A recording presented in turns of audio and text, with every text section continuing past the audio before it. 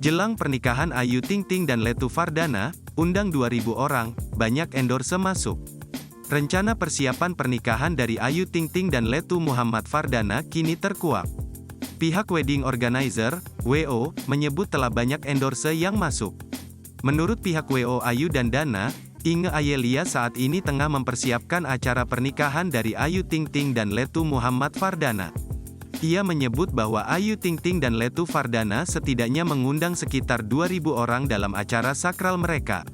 Sekitar 2.000-an undangan, jelasnya dilansir dari Tribun Seleb.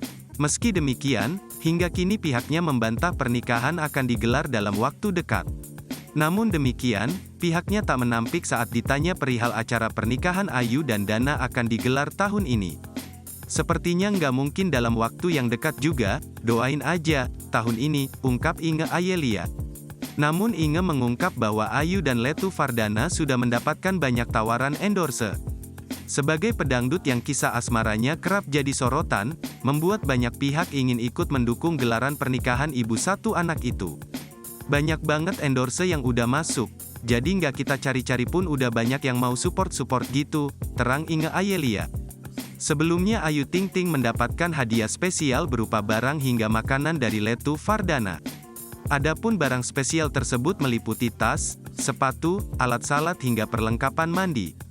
Sementara untuk 8 seserahan yang diberikan Ayu Ting Ting kepada Dana, berisi alat salat dan makanan khas Betawi.